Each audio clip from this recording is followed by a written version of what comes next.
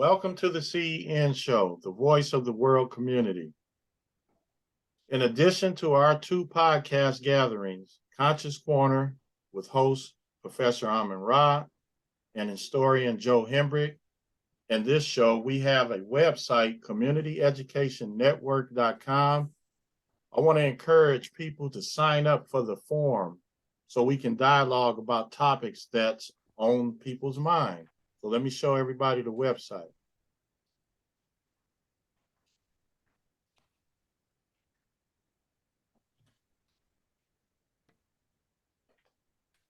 Okay, here's the website. And you go to the forum and you can sign up right here. All you need is an email address. And you can sign up, and then you can go ahead and post anything that you're interested in and any opinions you have, and people will respond and we can dialogue. So I want to encourage everybody to do that.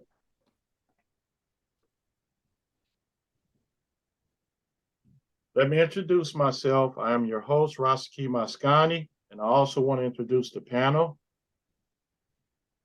We have Professor Amin Ra. He's one of our team members, and he's the host of Conscious Corner. We have Damian McCalman. He is responsible for our guest being here this evening, and I'm glad that he got our guest this evening. We also have Brother Mashinda. He's in Louisiana. We grew up together. He's a little older than me, and he taught me a lot of things, running in the streets, playing ball. He went to college. He was a person that I could look up to and emulate. And so he's one of our team members, but he's not officially on the website. Hopefully one day he'll say, go ahead and put him on there. So that's Brother Mashinda's here.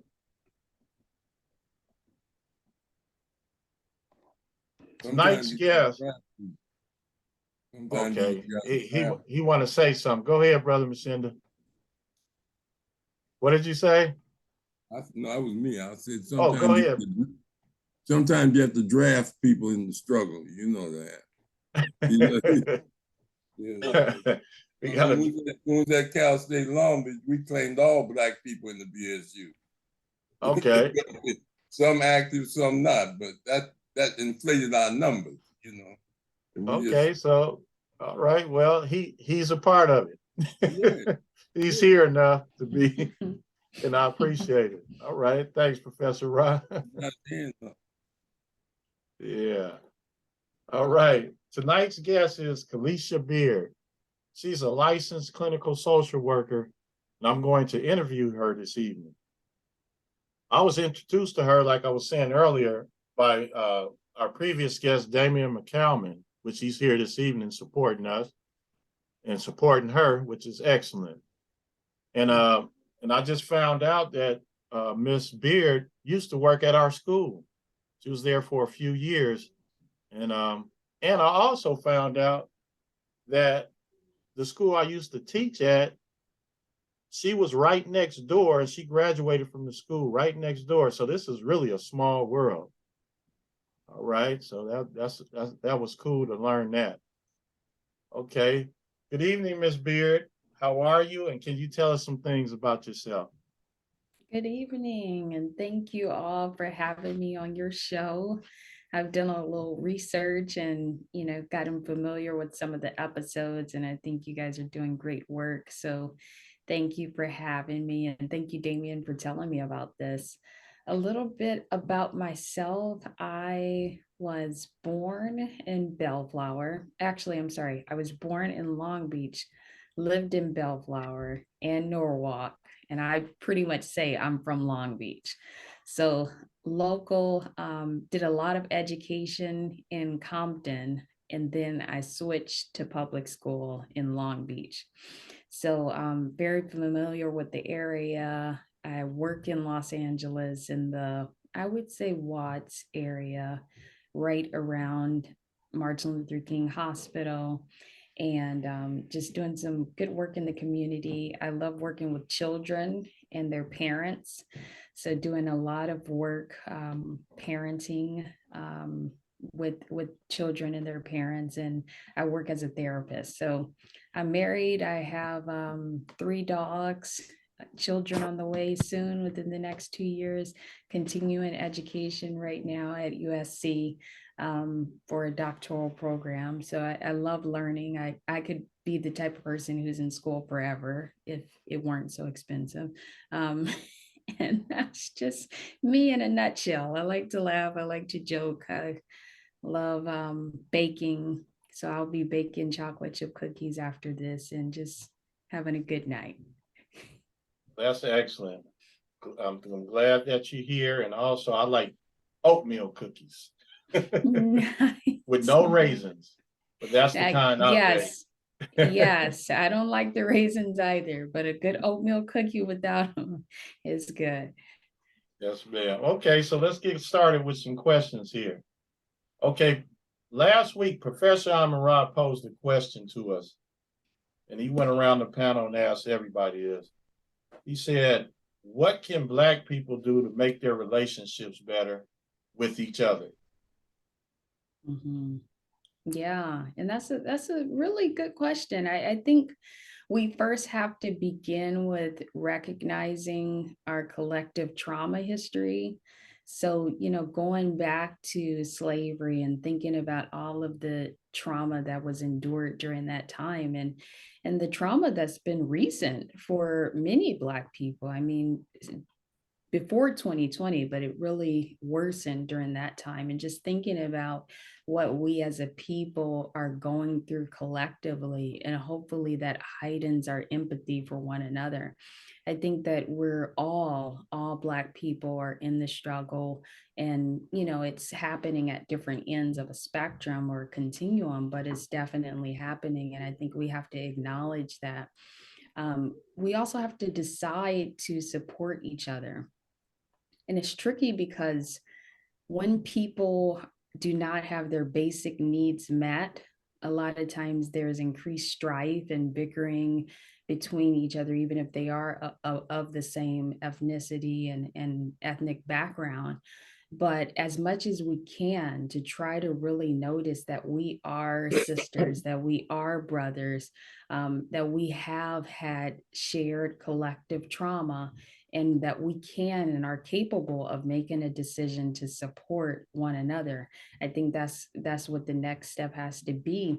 We also have to educate ourselves on relationships and trauma and the role that it plays in our relationships. So, I mean, I can try to relate to the best of my ability to someone who is of the same race or of a different race. But if I don't acknowledge trauma and the role that it plays on shaping behavior, especially for somebody who is not in therapy, the role that trauma, I mean, it could change you. Somebody could have been a totally happy person, love to get along with other Black people, and then undergo some significant trauma and their personality totally changed. So we have to educate ourselves on relationships and trauma. And then we also have to, and this is what I really want to emphasize here, we have to do personal development and work on ourselves. We have to, at some point in life, and I'm a mental health advocate. So I'm somebody that's going to tell you that everybody needs therapy, that their mom needs therapy, that their grandma needs therapy, and great grandma too, if she's still alive. So we have to do personal development, and we have to go to mental health therapy at some point in our lives. Some of us need to be in therapy for decades to peel back whatever trauma we've experienced. And it could be due to racism, it could be due to systemic oppression, it could be due to all kinds of trauma. There's many different forms, and I'm sure we'll get into that at some point. But we have to educate ourselves, and we have to do personal development, go to therapy at some point, because therapy is necessary to make any relationship better. So if I'm going to understand you best in your struggle and understand conflict and why there is conflict between people of the same race and those sorts of things, I have to have at some point come into contact with some sort of insight oriented mechanism to help me grow and evolve as a person. And I think a lot of, I mean, we're still trying to work to reduce stigma around going to therapy and those kinds of things. A lot of people are not educated. They have no insight into how the way they think shapes the way that they feel and shapes the way that they behave. So when it's time to relate and show up in any relationship, it could be a marriage, it could be, you know, with someone of the same race, opposite race, they struggle because there's been no work done on self. So I think that's a huge one. We have to, and I'll kind of summarize. So recognize the collective trauma history that we all share. We have to decide to support one another. We have to educate ourselves on relationships and trauma. And we have to commit to personal development and mental health therapy at some point if we're going to try to relate better, because there's definitely a lot of dissension. And here's the thing that therapy will do. I think any insight oriented therapist, if let's just say the client is showing up and they have enough insight to say, like, I don't get along well with Black people. As the therapist works and tries to help that person uncover why that might be, I mean, so much will be revealed. So, why do I feel the need to create a hierarchy between myself and someone of the same race? Why do I have the need to create this hierarchy? Maybe there's some deep rooted insecurities. Maybe there's some deep rooted vulnerabilities, some deficits, some voids that exist that were never filled. And we need to go deep into those places to try to get them healed. So, what have I been kind of using as a band aid to cover up things that were never met or filled in my life?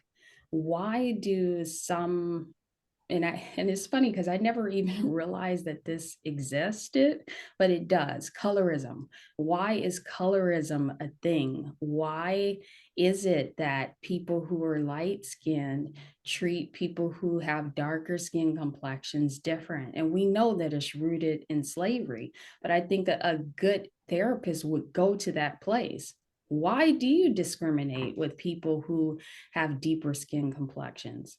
What are your implicit biases? And I think that we don't get to show up in relationships better until we undergo some sort of process that reveals to us that we all have biases and that we're operating and functioning or functioning impaired, extremely impaired, but we're trying to function from those deficit places, and they have to be looked at and targeted. I didn't know colorism existed, oddly, until I was dating someone and they said, wow, you know, I was nervous about talking to you because you're light skinned and you know what they say about light skinned people. And I was like, no, fill, fill me in. What do they say? And he says, they say that you guys are stuck up, like you guys think you're better than other people. And all of this, I had no awareness of. I came from a background where, I mean, as far as I can recall, people were treated equal. You didn't get extra favors or brownie points because you were light skinned. Everybody was equal. Everybody had to study. Everybody had to read. There was no favoritism. My sister and I, we have different skin complexions, no differences in parenting between the two of us. I mean, what was emphasized in my background was character. It doesn't matter how beautiful you are, like, who are you internally? That was always emphasized over external beauty. Um, so that was where I was coming from. And I had no idea that it existed until different people, I started hearing the same message. Oh, when I first met you, I thought you would be stuck up, but you're not. Like, oh, wow, I was so surprised that you weren't stuck up. I remember from my first job that I got after graduating from my master's program.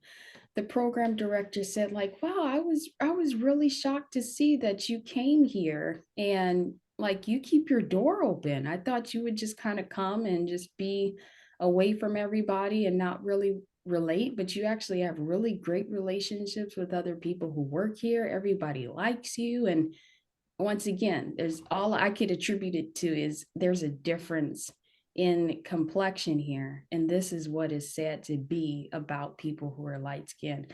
And I'm having no idea that this is what is said, but we have to start to unpeel some of those things. And after I became aware of that, I started to notice that there are people who treat other people different because of that. And it should not be. So I think doing our own personal work and kind of evaluating, like, how do we present in certain situations? How do people perceive us? Why is that there? Is it mostly a them problem? Is it a me problem? Am I putting out superiority? Let me take a look at that. Let me dive deeper into that.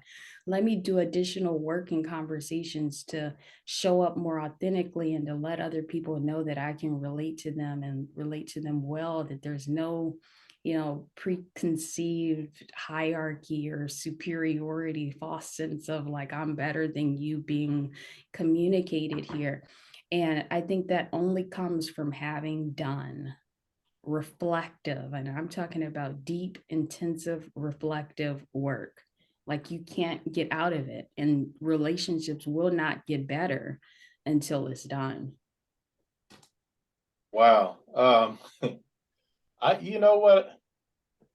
I've been saying this, that because we live in a color context world, it causes so much confusion, and then these biases, and then the light skin, dark skin, it's it's wild. But this system that we live in causes all of this confusion, and it's a mess. But I want to extend this a little bit, this question.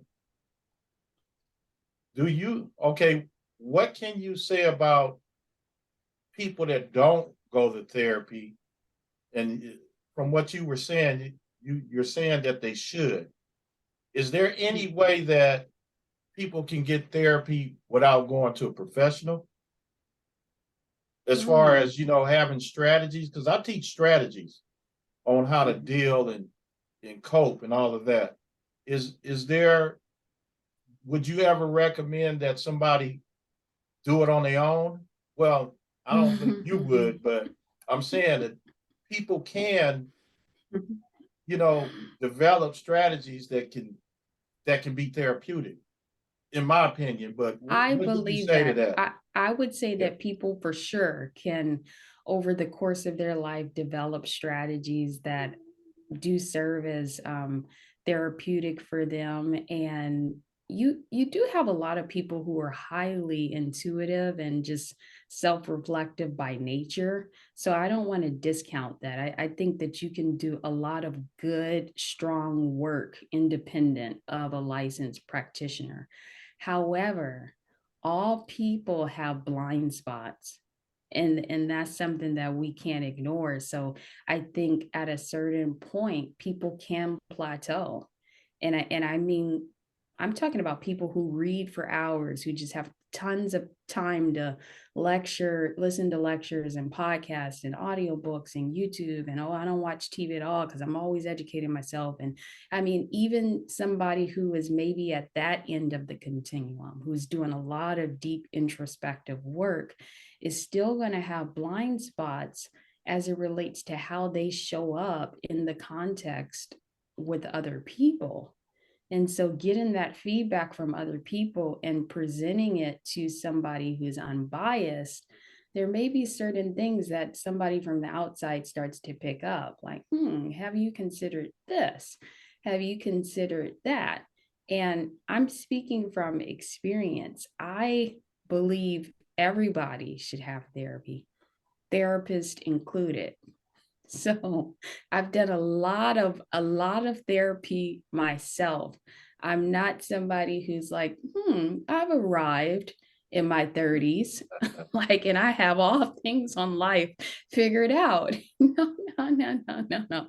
The process is an ongoing journey. And so therapists need therapy. Pastors need therapy. And I'm trying to think of everybody who's kind of sought out for advice here. Presidents presidential candidates, pretty much any high position, CEOs, executives, CFOs, everybody needs it. Everybody needs it. All right, that's good, good. So what I'm gonna do, I'm gonna break from the questions because I want to get the panel involved. So I'm gonna go. Welcome, Sister Linda. How are you? I'm wonderful. Thank you. And yourself? Okay. So do you have a question or comment for Miss Beard here? I don't know. I don't necessarily have it because I'm just listening and it's very interesting. So I have no question at this time. So Okay, I'll come back to you. thank you. All right, Brother Damien.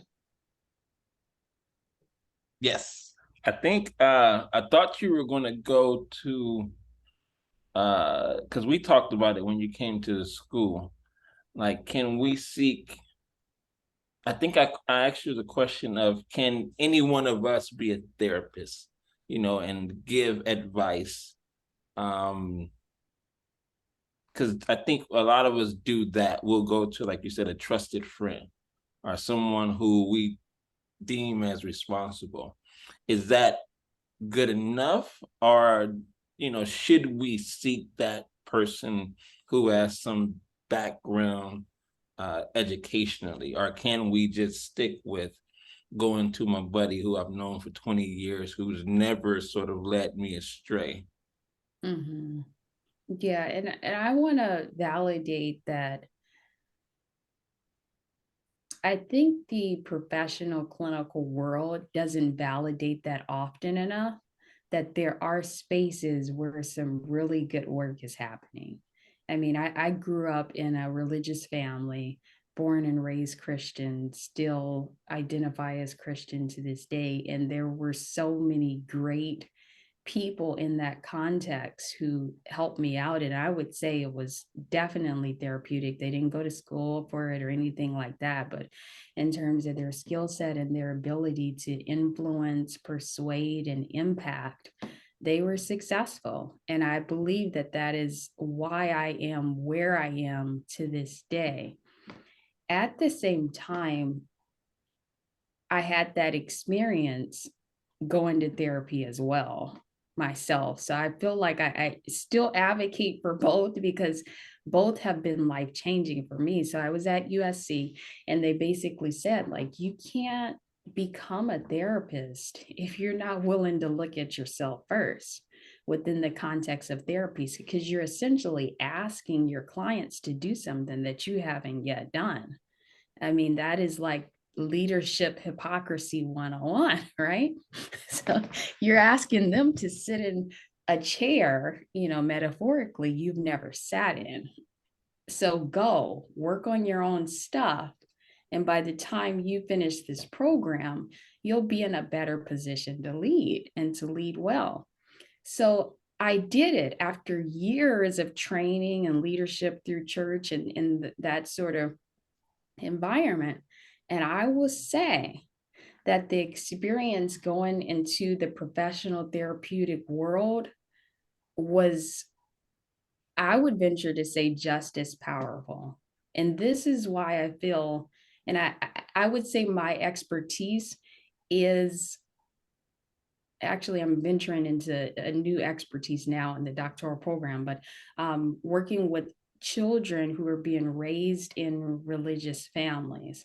And so I think one of the crucial points is that a lot of emphasis is placed on, um, you know, other things, but we have to emphasize spirituality. And I'm kind of losing my train of thought. Sorry, it's been a very long day and I've been in this chair for most of the day.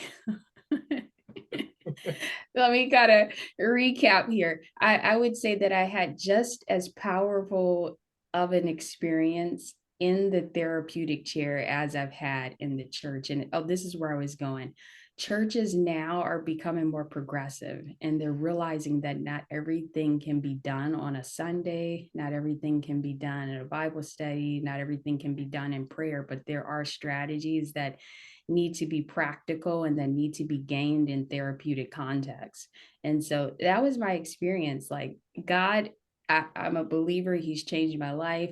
I don't get into that when I'm in therapeutic sessions and those sorts of things, but I definitely do believe, to your point, that great work can be done in other contexts, whatever those other contexts are for people. For me, it was church. But then going to USC, they say go to therapy. I listened. I'm like, yeah, let's do it.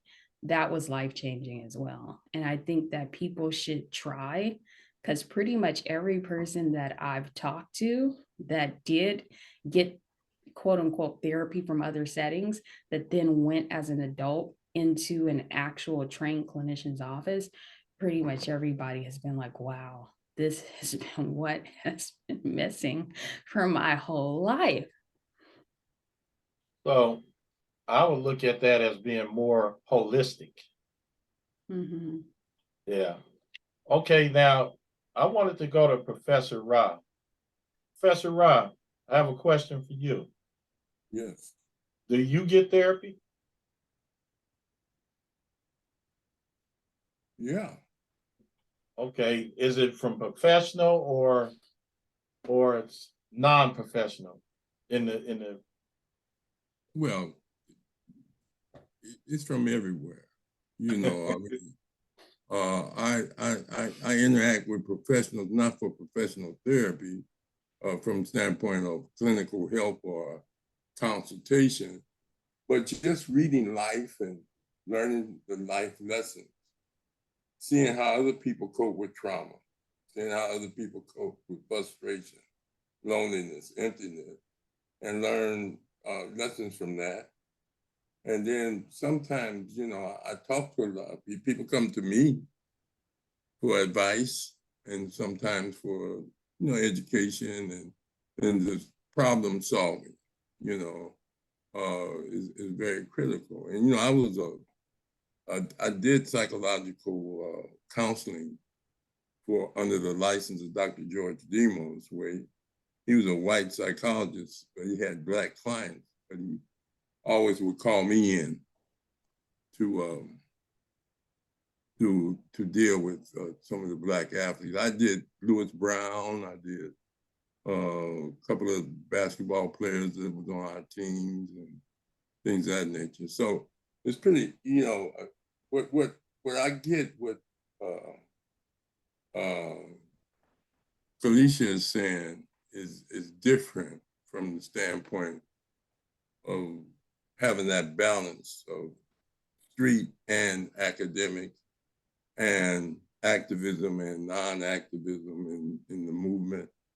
So, you know, we just have to keep on struggling no matter what with ourselves and with any obstacles, social or spiritual or that we deal with, because people don't like to follow directions. If you give people directions, they think you're calling them stupid.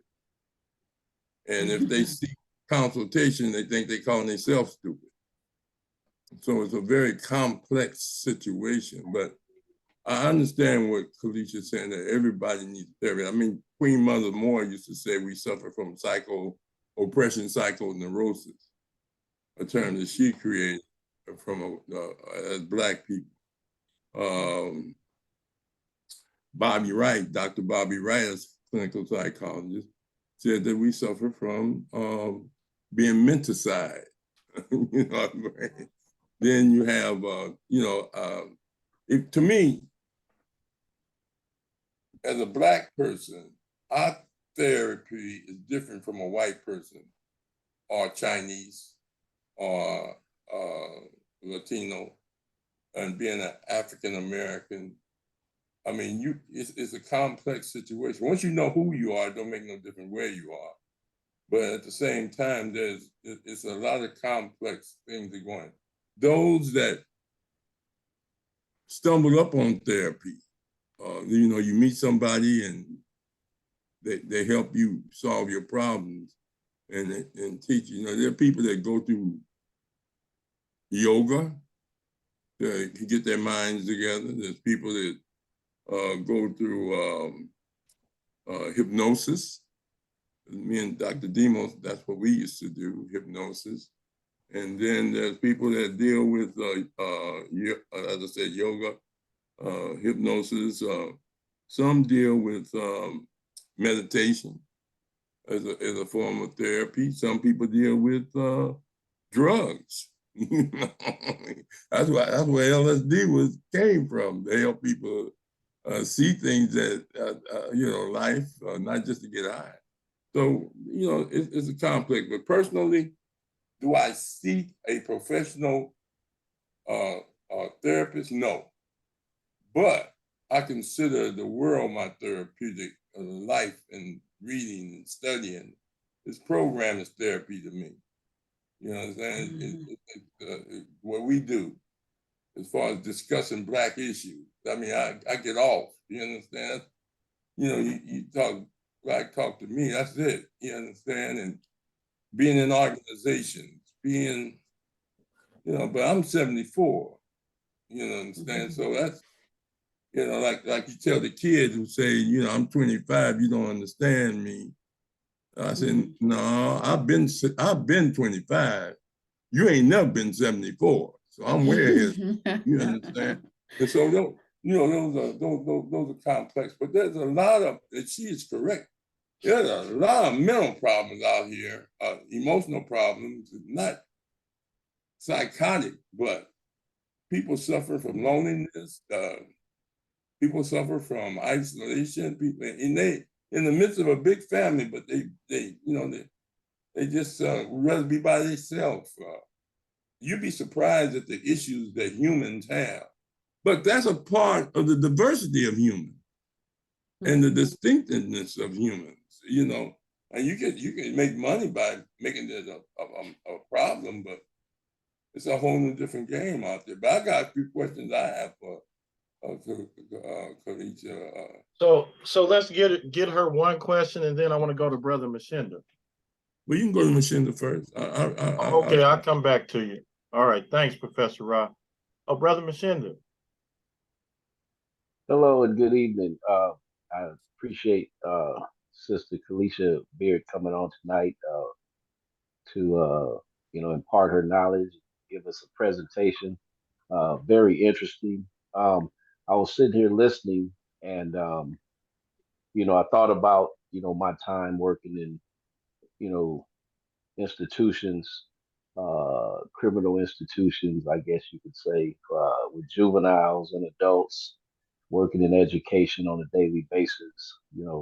Years of experience dealing day in and day out dealing with people. Young and middle aged, older people, and different personalities and different issues and problems. And throughout that experience, I developed my own skill sets, and my own way to maybe troubleshoot certain issues and problems with people. However, and so as I, matriculated through this life, and so basically, like I say, currently, you know, I have somebody that's kind of way up. That's I guess you can consider that's my boss, and they're a licensed counselor. They're LCS, and they have a lot of experience, and they're much younger than me. And so it comes with like, and it took me a while because I'm always trying to be a thinker and trying to be objective. And but we were told, hey, like in an educational setting, we have to be careful what we tell our clientele, our students, our charges, or whether they're incarcerated or if they're a student in the classroom when problems arise, you know, it's like, hey, you're not a licensed counselor. You can't don't just like refer them. You can kind of do some basic troubleshooting, but hey, tell the in other words, I have to get them in touch with her or somebody else, one of the professionals that are licensed. And I wouldn't say I took offense to that, but I was like, wait a minute, you know, like like like like Professor Ross say, you know, like you said, he was, like the 25 and 74 example. I got way more life experience than this person. Life experiences and job experiences and dealing with people on a day-to-day basis. It's like, wait, how can you tell me something? Well, and really, it didn't resort to that because it wasn't argumentative, but it was in my mind. It was like, wait a minute, um, what do you mean I can't? I've been doing this all my professional life, in terms of dealing with people and, kind of, off the cuff or not premeditated, just dealing with situations as they arise. Well, but I had to be a deeper thinker, and I got to thinking. I said, yeah, I found out what I thought about. I said, in my situations, I was dealing with a lot of different people at one time, different folks, but I was not in that position of all I did was talk to this individual, talk to individuals that this wasn't my primary job.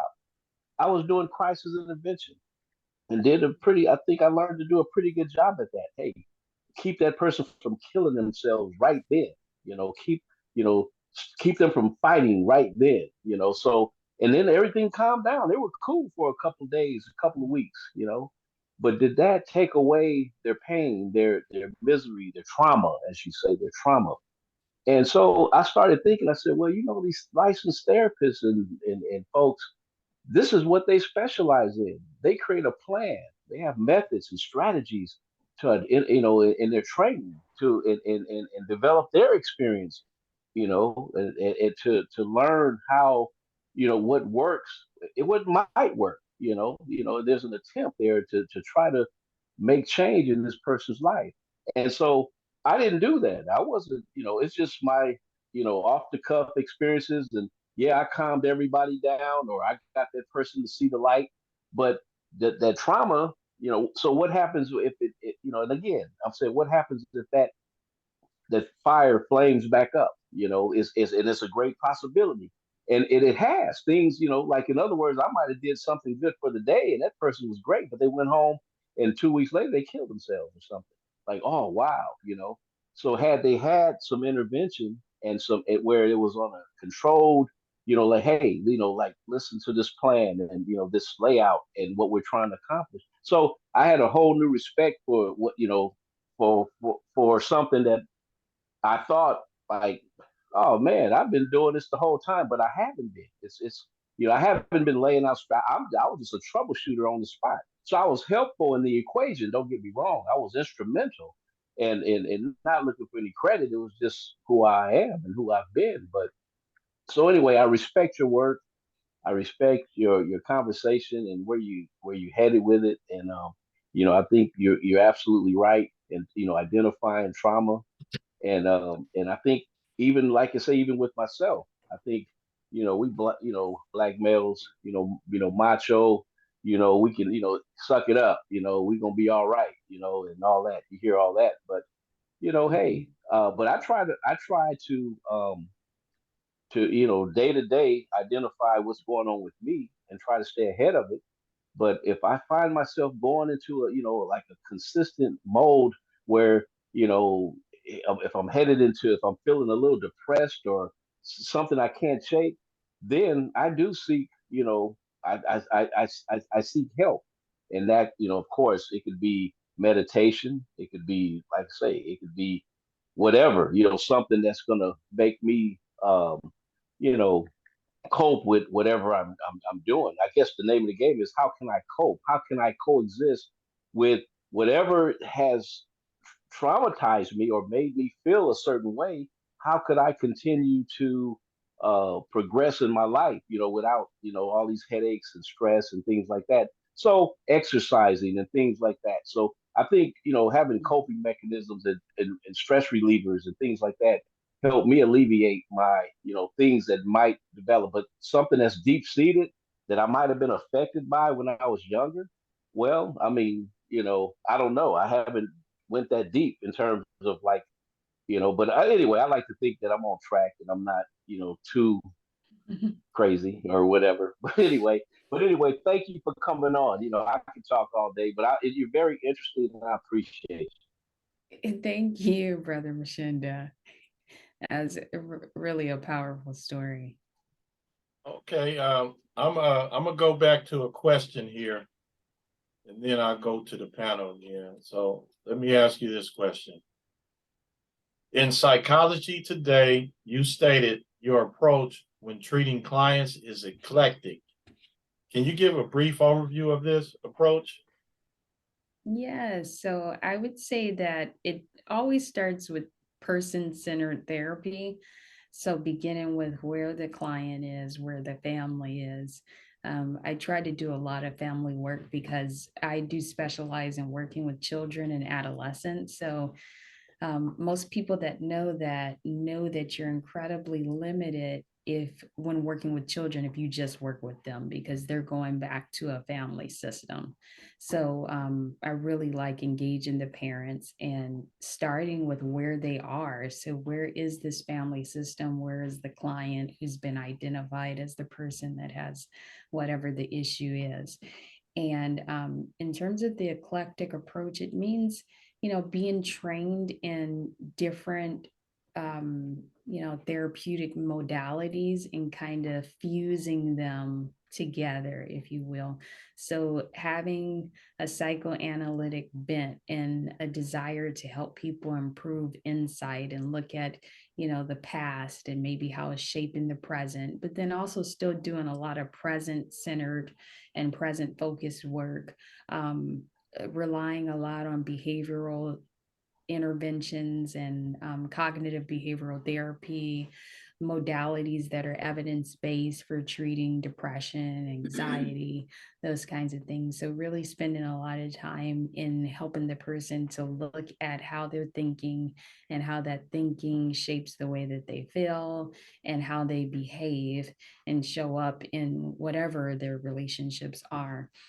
So cognitive behavioral therapy would be an approach that I lean on. I wouldn't say heavily, but it's used a lot. And then insight oriented psychoanalytic.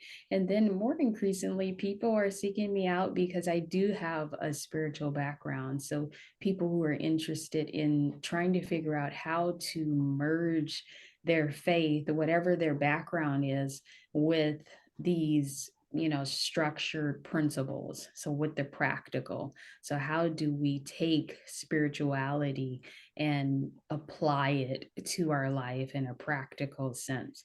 So looking at that as well. Okay, thank you. Okay, Miss Linda, any question yet or comment? No, I'm still soaking it in. I have no questions at this time. Okay, Brother Damien.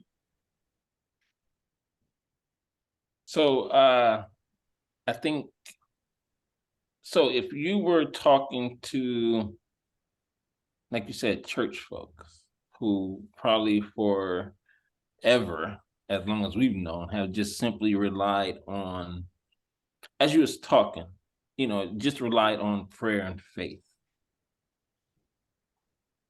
You can come up with, I'm pretty sure you probably come up with Bible verses that says that's not all it says, right? So how do you do the two? Like if I say, okay, well, I'm dealing with something depression, I'm just gonna pray about it. I'm just gonna believe in that faith. What do you say to that person? Yeah, I mean, I think it really goes back to if we're thinking of a therapeutic modality, it would probably be cognitive behavioral therapy, because there's a maladaptive cognition there that's not serving the person well. And it has to do with how they're misconstruing scripture. And one of the things that I've realized, because I am also a minister too, and that doesn't mean in any shape or form that I've evolved. I haven't gone to theological school or seminary or anything like that, but I have done some trainings year long and graduated, that kind of thing, with from pastors, and been under the tutelage of well-respected leaders in that setting. So one of the things that I've learned in schools and ministries that I've been a part of is that a lot of people take scriptures and they don't understand them. They have not done any work into the background, into the context, into how to properly exegete scripture. They probably don't know what a concordance is. They probably don't know what a biblical study Bible is, and really trying to delve into how this scripture was written. How does it apply in this day and age? So there's so much work to be done just with that. Like, we understand scripture, but we're bringing our lens to the text. And a lot of times it convolutes things. And I mean, if we talk about scripture, we definitely would be looking at faith without works is dead. And so, I could have faith and I could be praying for healing from depression and all those kinds of things. But could it be that God is asking me to take practical steps? And there's people who sit on their couch and pray all day for God to do whatever it is that they're asking, but if they're not taking practical measures, and there's so many different schools of thought on this, but we get into, like, did God not create the doctors who are prescribing whatever? Did God not create and make the therapist? And really trying to go to certain scriptures that they feel they understand and present them in a new way. And I have to acknowledge privilege. Some of the other questions talk about, racism, and I think that privilege should always be acknowledged. White privilege, white people should acknowledge their privilege. I have to acknowledge my privilege. I've done some studying here. So what it means is that I do have a greater ability to persuade and influence when I'm working with clients who come from this background, and they are more trusting. They've heard me speak in those settings and, like, okay, wow, this is somebody we feel we can trust. And now when I talk to them from the professional side of things, the clinical side of things, it's like, okay, that makes a little bit more sense. But it's because of the privilege that's, they've heard me speak in other contexts and heard people who have influence and power introduce me, and so they're more willing to actually listen. Okay. All right, Damien, did that answer your question? All right. All right, Professor Rob. Thanks. Beautiful presentation, but you made a lot of comments. Do you think, from a therapeutic standpoint, that there is a issue between colorism, as you call it, that affects us as a people? And I asked you that question out of the context that do you feel that that's because of the racism in this society where they treat lighter people better and give them more opportunities? Or are these people just having illusions that you're getting treated better, if you like? Is there a history of that from your standpoint, from a therapy? I mean, how would you approach a person that may be having a sense of trauma because they feel that they're too dark, and and then another person having trauma thinking that I want to have a light person so that when I have kids, they have pretty skin and long hair that we used to go through in school. So how do you deal with that? Yeah.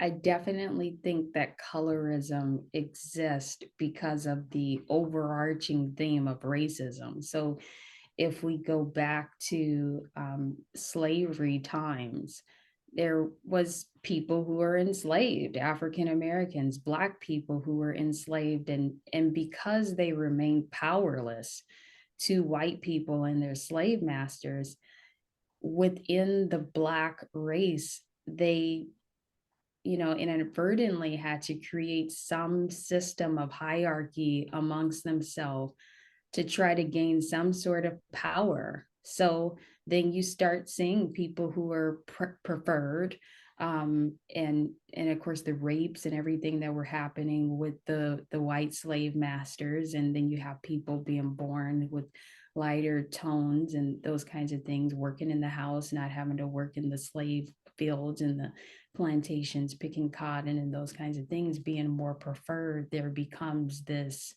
this hatred for people who are treated differently. And it definitely is rooted in racism overall. And so I think that once again, everybody who has a position of privilege, and everybody does to some degree, but everybody who has a position of privilege has to acknowledge that. So I can honestly say I don't feel I've ever been preferred more over someone who maybe has a darker skin tone, but I can't prove that. And based on what I just said, it probably has happened. It probably just isn't in my awareness. So I, as a person who has lighter skin, has to acknowledge that I am privileged because of racism and because of what's gone on in our society. I was just born with this skin tone and I have the privilege. I have to acknowledge that. And then I also have to acknowledge the pain that other people face who have deeper skin complexions. I'm listening to this amazing audio book, Viola Davis's memoir, where she talks about what it was like to grow up in her hometown, where she experienced bullying and ridicule. And I'm not talking about bullying like many children talk about today. And that's not to minimize what children are saying about bullying, but I mean the extreme forms of bullying, where you're going home with bloody nose, where it got physical. It wasn't online. And of course, cyberbullying is real. I'm not trying to minimize any of those things, but a heightened sense of, physical brutality because of skin tone, something that nobody chose. We didn't go to a factory and say, yeah, God, have me be born with this tone. And I think those kinds of conversations have to be had. I think people with lighter complexions have to acknowledge the pain of people who have been discriminated against because they've had deeper complexion. That privilege has to be discussed. People have to be validated. And I think that we eventually have to just help people be able to heal. So Viola Davis talks about in her book how she went to therapy and how she began to start processing some of these childhood traumatic experiences. And but the experience outside the family's work, when she was coming up, lynching and police shootings, things of this nature, is way worse than somebody just saying, you're a black wench, or calling you names. But let me get to this other part, because we have a saying, a lot of doctors need a doctor. You understand? Because they abuse they need therapy themselves, and they need treatment themselves. You can look at the gynecologists at SC and UCLA, that the people go there to get a physical, and they all up in them, So, you have that, but and they have a doctorate. I mean, they're medical doctors, you understand? yes, But, yes. okay, but getting back to Major abuses of authority. And I was there during the time of that doctor at SC. Yeah. Do you think that Hinduism, Buddhism, Islam, Judaism, your major religions with heavy populations, in comparison to Christianity, could people get the same spiritual therapy from those groups that they get from scriptures? So, the question of the Bible, men wrote the Bible. You gotta agree with it. Not saying crop. They say they were given the message from God. And they scripted. And the Jewish scholars wrote it. There's no references or footnotes in Bible. This is just God's word. The word Bible means collection of books. Holy Bible means they're spiritual books inspired by God. So that's the difference between the word Bible. That's why on the Bible it says Holy Bible. It means holy book. Okay, now my issue is, spirituality is very important, but you have a lot of people may believe in spiritual power, but not a deity, not a God. You understand? Mhm. And Absolutely. as you say, it's about practice, not prayer. You got to put, you can't just pray your way out of it. You got to put it into practice. How do Yes. you deal with the diversity of the world and try to find a monolithic way of dealing with therapy? Trying to find a common denominator with all these messages out there. Yes. And I all, think you know, therapists have to be researchers, and that's why therapy is no space for proselytizing, for trying to, convert someone. If the therapist does have a religious orientation or affiliation, that's not the space for it, because that violates, you're basically trying to go somewhere where the client is not, and that violates the therapeutic frame. So, in terms of dealing with diversity in the therapeutic context, the therapist has to be curious and they have to be a researcher. So, if they're not familiar with the other religions that their clients are coming from and that are a part of, they then have to educate themselves and consult always. So, for instance, I didn't grow up Mormon, but I have clients who are Mormon. I have people that I work with as colleagues who are Mormon. So when I get a Mormon client, I will do my own research. But then, in addition to that, I consult with somebody in real time who has that background. Now, ultimately, if a therapist or a clinician is getting someone who's totally outside of their depth, and that could be with regards to diagnosis. For instance, I don't specialize in treating eating disorders. So, if I feel like a client is coming and they're presenting with different things that are outside of my depth, outside of my realm of expertise, then ultimately I'm going to want to refer them to a more appropriate treatment provider. But I think in regards to like religious diversity, the therapist has to educate themselves. They have to look into it. And it goes back to where is the client, because another thing that happens a lot is people will say they're from certain orientations and those kinds of backgrounds, but they're not really practicing at the time. So, would that even be brought up in their therapy sessions at all? Like, it kind of just depends on where the person is and what they're coming with and what they want to get out of it. Some families, they may say that they were Catholic, but once again, maybe not really practicing much. So, if they don't really want to delve into that, if they don't feel like their family was really ingrained in that way of thinking in life, and if they don't feel like it really shaped what they're coming to therapy for, and if it doesn't shape like their frame of mind and in terms of like the problems that they're dealing with and that kind of thing, it may not even be brought up. Is at that point we have to argue, is it relevant, is it not?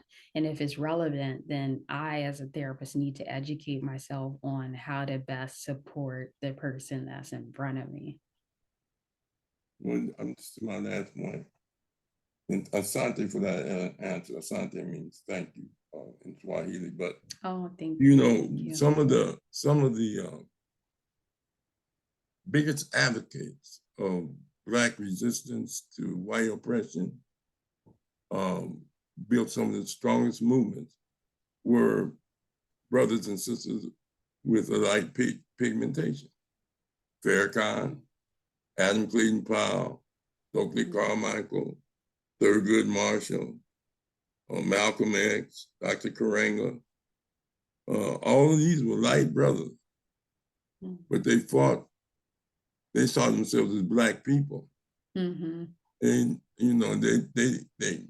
dealt with it from that standpoint.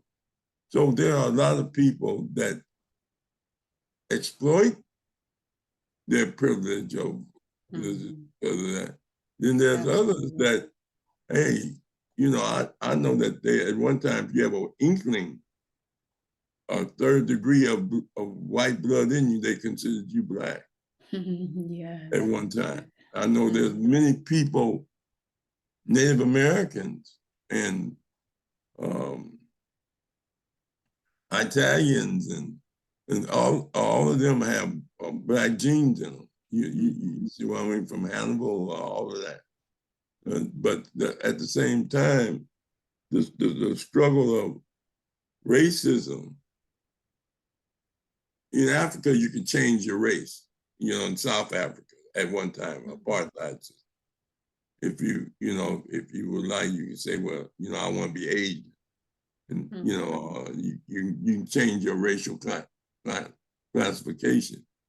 In this society, you can't.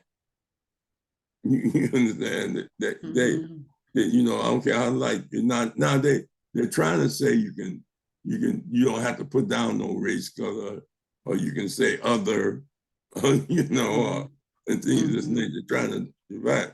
But they don't treat you that way. Trayvon Martin was like, he got beat, he got beat. So the dynamics of therapy in a racist society, and when most of the trauma that Black people get in this country is because of racism. You understand? And the history of the Holocaust of enslavement. Let me give you an example. Kamala Harris, is that her name? The Vice President. Her husband got on and talked about he's Jewish. And they had a meeting with the president, Jewish leaders and Jewish people, to talk about the anti-Semitism.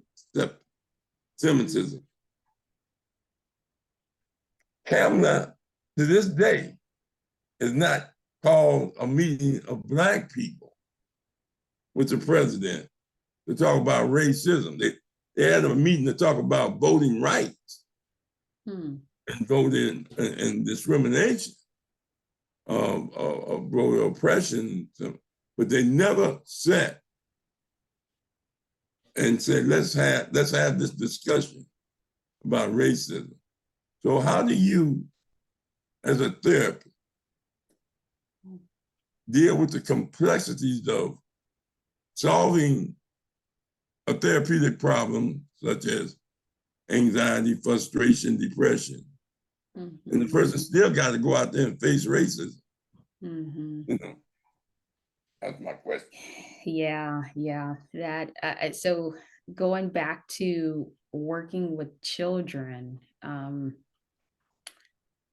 the way I kind of frame it is you're in a game, and through activism and advocacy and those kinds of measures, and looking at policy changes and lobbying and those kinds of things, we're trying to change the rules of the game, but the rules of the game have not yet been changed. So as a child of color, one of the biggest things is to recognize what cards you have in your hand, and to try to play them as best as you can in a system of oppression. So to try to make really good choices, to do the best that you can. And much of sessions with people of color who are coming to sessions because of problems that are directly related to racism, a lot of times it's a lot of the work is validation. So I see you, and people seek me out again because I am a person of color. So we want somebody who knows like what the struggle is like. We want somebody who identifies as Black, who can help, my child. Like, so parents come in specifically because they want that. Maybe the child is going to a prestigious, rigorous school that is predominantly, maybe white or other races are present on the campus, and they're the minority. And so a lot of time is spent validating what that must feel like. How is it for you to go to a campus where you're the minority, where you're maybe bussed in because you live in quote unquote the hood, and your parent doesn't want you to go to school in that neighborhood. So now your commute is 2 hours one way because you're going to this prestigious school, and you're having to do homework on the bus all the way back to get to your house. Like, what is that like? And all in hopes of you getting a better education. And once again, so validating like what that has to be like. I'm the person who has the curly hair, who has, naps and texture to my hair. And I'm going to school with other people who can wear their hair long and flowy. So there's exchanges and, self-disclosure to some degree, where I may share as a therapist, if clinically appropriate, and strategically, where I may share my experiences with some of these nuances and dynamics, like how that feels to go to school with people who have different hair than you, and where they have different means, where their parents are buying them Mercedes, and they have maids, and they have nannies, and their parents are buying them spare houses, and you're going to school and you're getting bussed in. Like, I've had clients in those situations where, I can't help but do anything but validate that is real. But the whole therapy cannot just be spent in the context of validation. We also have to talk about how to move forward. And in moving forward, we have to recognize what is the state of affairs. What are the current dynamics? It is oppression. It is oppressive. It is, there is racism, and I speak to those things. But how do you make the most of what's been put in your hand? So you want to go to that school, you want to travel, you want to commute. Let's talk about what are your goals, what are your aspirations? And ultimately, when you are self-actualized and you're the person who has become who you saw yourself becoming, how do you then try to, after being put in a position of influence and power, to make things better for the generation who's younger, who is going to be dealing with some of those dynamics? How do you then have an awareness of racism, of systemic oppression, and try to help things be better for the next generation? How do we educate ourselves about financial literacy and storing things up and getting educated and, going to college and doing tons of things so we can make things better for our children and put them in positions to do better, so that Black people as a race are thriving with the passing of each generation. And during 2020, there was this like image that kind of came off on and was posted all over social media, where it was talking about like how our starting place is drastically different than other people of other races, and people will say go forward, but our path, there's tons of obstacles and so many different things, and they're like, you could just go, like, run your race. And you see this two different images that look totally different. And somebody who's of the majority race, white people, their path a lot of times looking different, but they're telling us that we're at the same starting point, and that's not true. So we have to acknowledge that. And we're talking generally. Of course, there's white people who have been impoverished, who have been, who have had it much worse than a lot of Black people. Like but we're talking broad generalizations, right? And broadly speaking, the starting point is not the same. So we have to acknowledge that.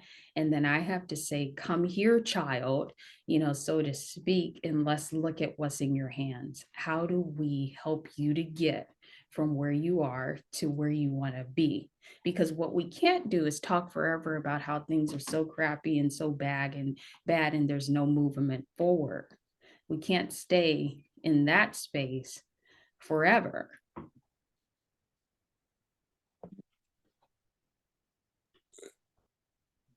Okay, Rob.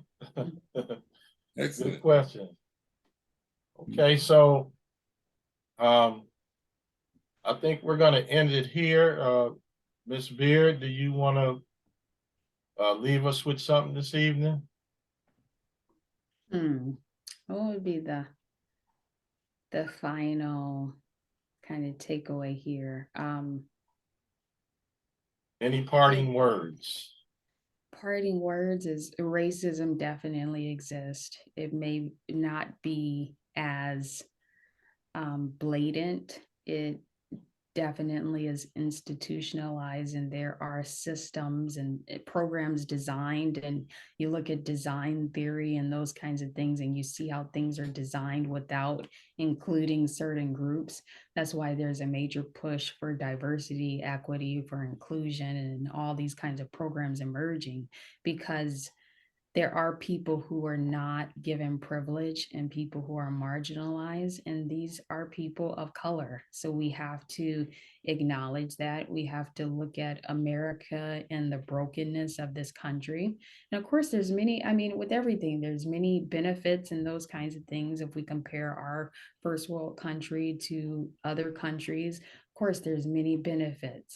But we also have to look at some of the deficits in character, the deficits that have shown up in the character of people who were in positions of power, abusing their power, raping people, making people feel ashamed and taking away their dignity and those kinds of things. We have to acknowledge that and then look at processing through that trauma, however it's showing up in our lives today. And we have to do that processing ultimately.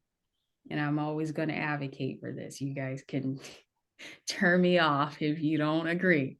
But ultimately, in a therapeutic context, we have to process trauma, whether it's race related or not, to be a better version of ourselves, because we're looking at that outside perspective.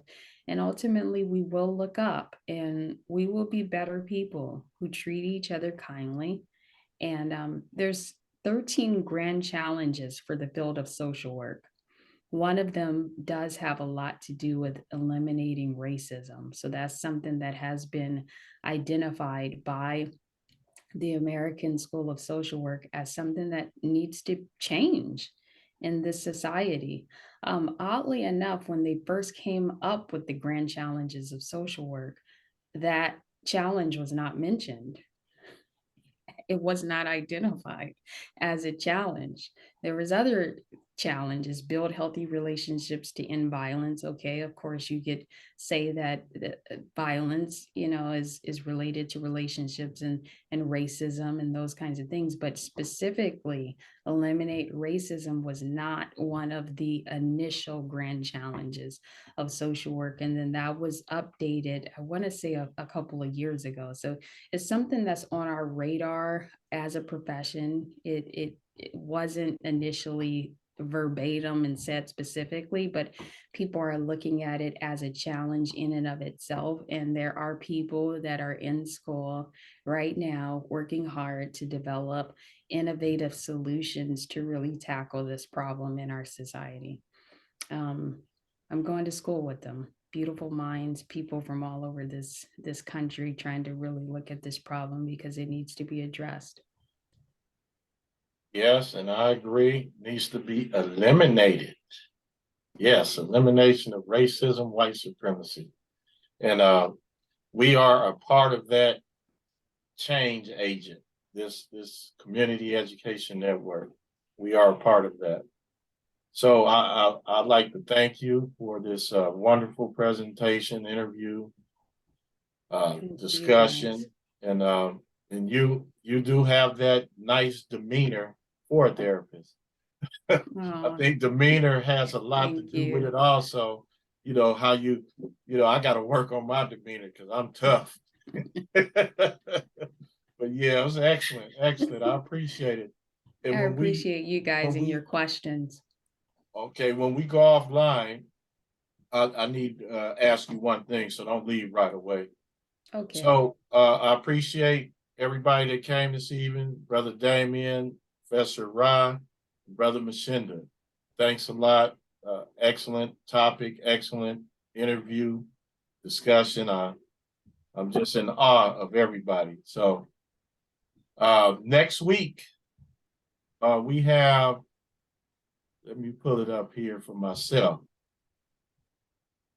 Next week, we have, hey, it's our 2nd year anniversary. We've been doing this for 2 years. So we got one of our good buddies coming on, Educator Ronnie Roberts. And we're gonna have our little celebration here, being on 2 years, and we're gonna keep doing it until we can't do it. And matter of fact, we want to pass it on to somebody when we leave. So excellent, excellent. Professor Ra, anybody for Monday? Did you get a chance to talk to Yeah, Dr. Damon. Charles? No, Damon dealing with the Crenshaw Subway Coalition. Oh, okay. He's supposed to call me back, checking the schedule. So I'll call you in the morning. Okay, excellent, excellent. All right, everyone. Each one teach one in Conscious Corner. Everybody All right. have a good evening. Tutanana. Tutanana. See you.